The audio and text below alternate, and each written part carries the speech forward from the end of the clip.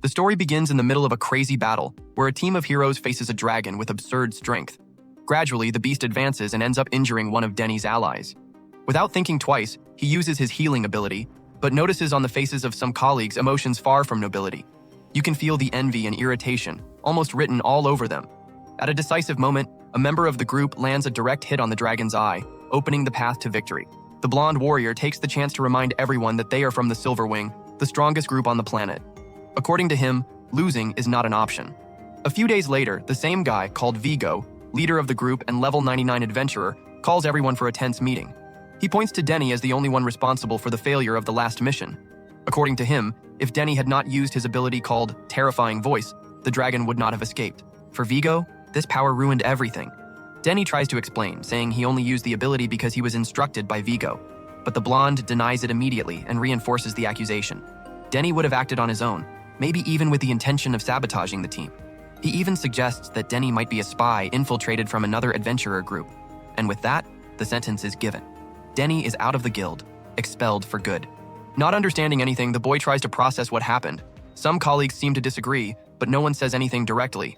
Denny accepts the expulsion with dignity. If they don't want him there, he won't force it either. But Vigo is not done yet. He says that a cook like Denny should never have joined such an elite group. That hits Denny hard. He asks if there is any problem with being a cook. Vigo replies that the Silver Wing is made for warriors, mages, and swordsmen, combat specialists. Even with all the experience, accepting Denny would have been a mistake. The atmosphere heats up, but Denny remains firm. If that was their mindset, then there was nothing else to do. Determined, he leaves the capital. On the way, unintentionally, he disturbs a little girl and her balloon flies away. Denny makes a great effort to recover it, jumps twice until he catches it. He succeeds, and even tells her to never give up on what is important. For him, that phrase carries an even greater weight. Denny also has something essential in life and understands he can no longer give it up. Vigo watches the scene from afar, seeming satisfied as if everything was already planned. When Denny is about to leave, a redhead named Katie runs up to him, wanting to know why he was expelled. She is clearly upset and reminds him that without him, no one will know how to make potions, take care of alchemy, or cook like he did. The group's quality of life will plummet. Denny tries to calm her down, saying other people master those functions.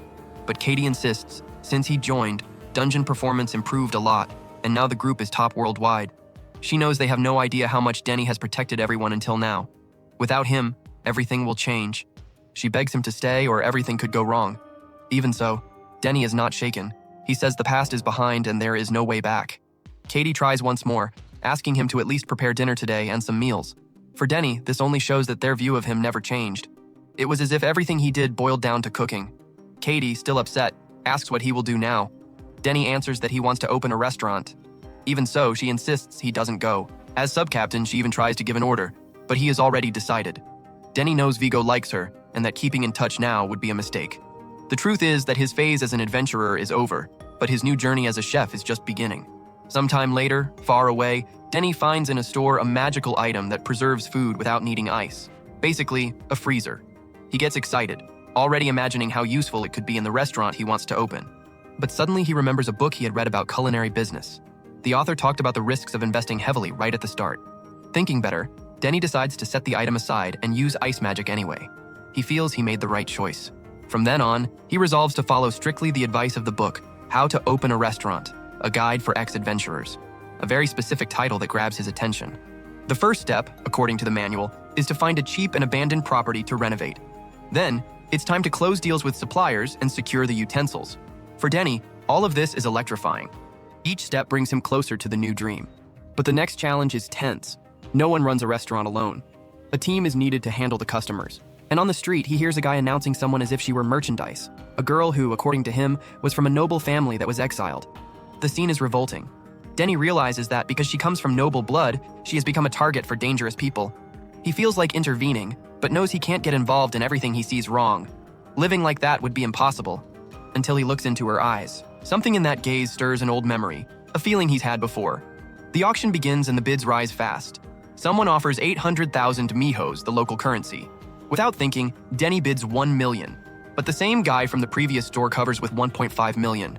From the guy's look, Denny sees he can't leave the girl in his hands. So, he offers 2 million. Another one immediately bids 3. The dispute continues and Denny realizes he is almost burning through all his savings. In the end, he wins. Now he has a new companion. He takes the girl to get ready, doing what he can to help her.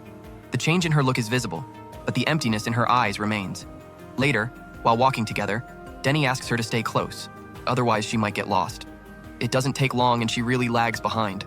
A cart almost runs her over. She bumps into several people and suddenly comes face to face with someone who brings up bad memories. She freezes, lost in thought. Fortunately, Denny finds her and apologizes for walking too fast. Now he promises to walk beside her. As soon as they enter a store, she asks why he bought her. Denny, a bit shy, answers that it was just because something in her made him remember something old, nothing more than that. He asks her name, or what he could call her for now. The answer surprises him. She says he can call her slave if he wants. Denny, of course, does not accept that. He decides to call it Atelier. Then she suggests he chooses a name. He introduces himself as Denny. She asks what he wants her to do, and he answers that, for now, nothing. He says she can use the second floor as she wants, and if she wants to leave, that's fine too.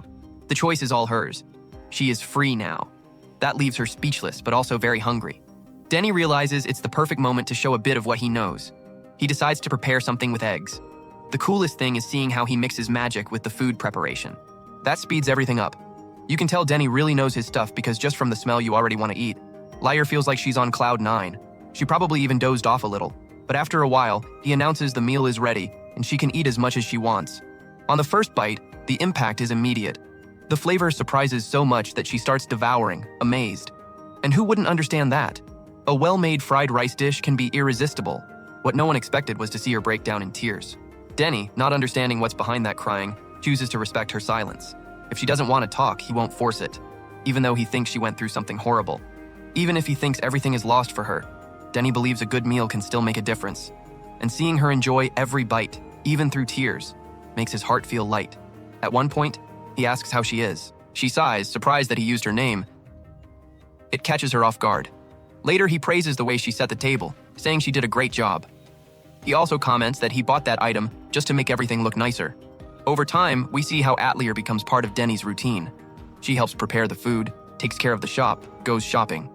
In short, she participates in everything until the last details are ready. Denny gets so excited that he gives her a gentle fist bump, and even shy from not being very skilled, she returns it. You can see that both have changed a lot since the beginning. The next morning, Denny's restaurant finally opens its doors. The name? Adventurer's Restaurant. Stylish, no doubt. Denny tells the girl that she will be the face of the business and will have to work hard. She accepts the challenge calmly. Everything is ready. Menus arranged, water served, tables shining, ingredients organized. Now only one thing is missing: welcoming the first customer. Denny is so confident he believes this first client will enjoy the seasoning so much that they'll end up showing up 3 times a day. And of course, that's what he hopes. After all, he needs to recover what he invested and is taking everything very seriously. And it doesn't take long. The first customer arrives, a man with a striking appearance who will surely be remembered as the beginning of everything, a debut no one can fault. As soon as he received them, Dennis realized he was facing someone wearing a gleaming armor, and he had no idea how to greet such an imposing figure. He then remembered a manual he had read about opening a restaurant aimed at former adventurers. It said that some customers prefer silence and tranquility, and that the best thing to do was to respect that. His mission was to ensure a welcoming experience.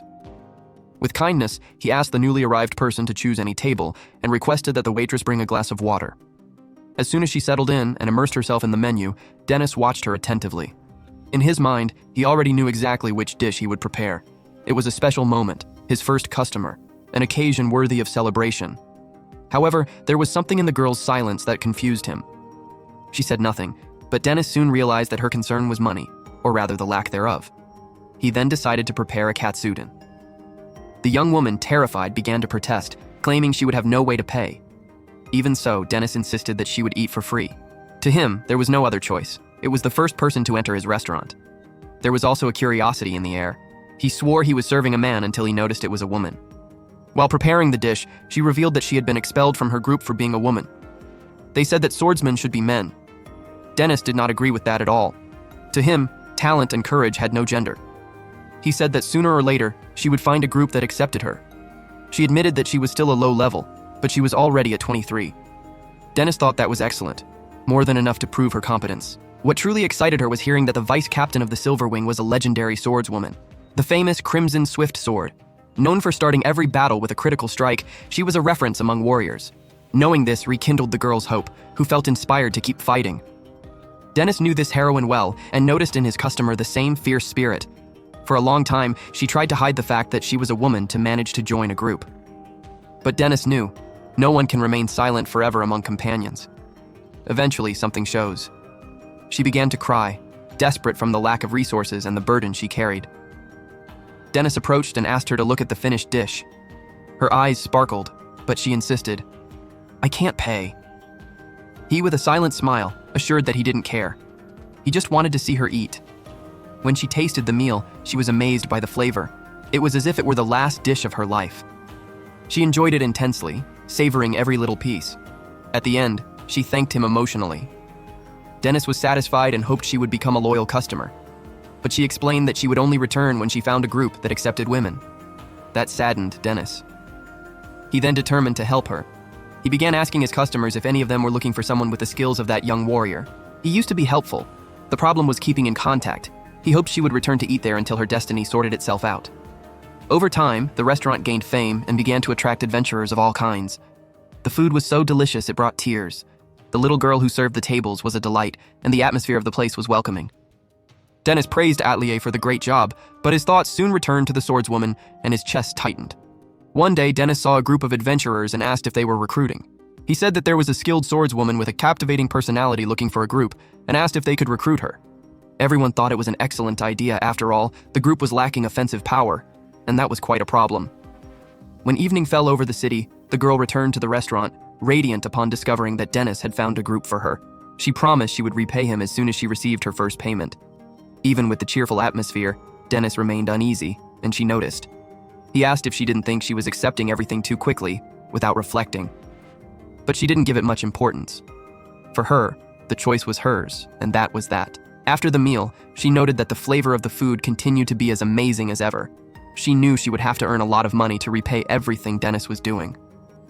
Days passed, and the restaurant began to attract more and more patrons. Whoever came in left satisfied. At the end of one of those days, 2 girls arrived and ordered food. As soon as they started eating, they didn't spare praise. It was all delicious. Dennis asked Atelier to close the curtains, since they would be the last customers of the day. However, their conversation caught his attention. They were commenting on a group of adventurers that invited women for missions, but committed atrocities in the depths of dungeons. One of them wondered why those men were not in prison. The answer was grim. They took the victims so far down that they couldn't return on their own. After their perverse acts, they abandoned them and moved on to another city. The 2 knew they needed to always be alert to this type of threat. Dennis remembered the group that had passed through his restaurant and hoped it wasn't the same one. The next day, Henrietta introduced herself to the new group. She was received with friendliness by everyone. As they walked through the forest, she asked what the plan for that day would be. The leader replied that they would do just a simple collection mission. They would go to the dungeon, get some items, and return.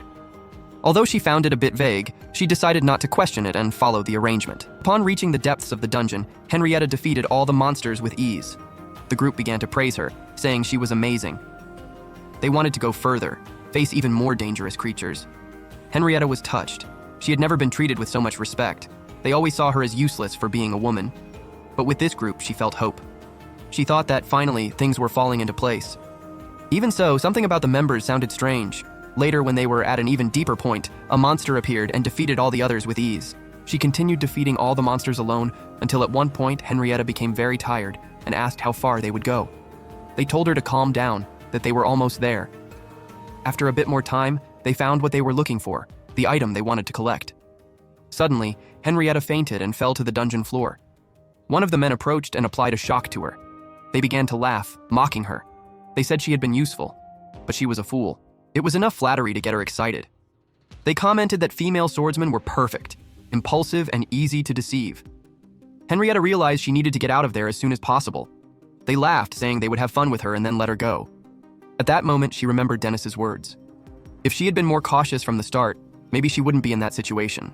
As they began to remove her clothes, she screamed for help, but they were so deep that no one could hear. Suddenly, a strange sound echoed through the dungeon. One of the men asked what it was. At that exact moment, the group's leader was thrown far away by a violent blow. Dennis appeared, wearing a bread bag on his head as a mask. The men stood stunned, not knowing what kind of creature they were facing. Some speculated it could be the cook from the restaurant where they had eaten days earlier. They even tried to attack him, but nothing had any effect. Dennis was absurdly strong. His level was light years above the others. Lying on the ground, Henrietta wondered who that mysterious figure was. Deep down, she knew. It could only be Dennis protecting her. At dusk, she returns to the restaurant and decides to talk to him. She tells everything that happened, every dark detail. She says that upon regaining consciousness, she was lying on the guild headquarters. A strong man, muscular and full of knives, had been the one who helped her. The criminals were all captured and handed over to the authorities. The investigation revealed they belonged to a group of bandits wanted for several crimes. Everything seemed delirious, as if it had come out of a nightmare. But it was real. The lesson was clear. It was necessary to be more cautious when trusting new companions. Dennis also felt guilty. He thought he should have investigated better before recommending them, but she soon interrupted him. He only wanted to help her find a group. It wasn't his obligation to foresee that. Suddenly, the silence between them is broken by an unmistakable sound, the rumble of her stomach. Dennis smiles and asks what she wants to eat, even knowing she still didn't have a dime in her pocket. He insists she choose anything. When she places the order, he realizes it's an expensive dish, but Dennis doesn't even blink. He goes straight to the kitchen and starts preparing the meal with the same care as always. He was about to close the restaurant for the day when, suddenly, 2 new customers enter. He changes his mind on the spot and decides to close later. The girls complain that he should have opened earlier. Dennis gives a funny excuse. He was busy watching someone's back. Henrietta, upon hearing this, realizes immediately he was responsible for saving her in the dungeon. She wants to say something, to tell him she knows the truth, but more people start coming in and she ends up staying silent.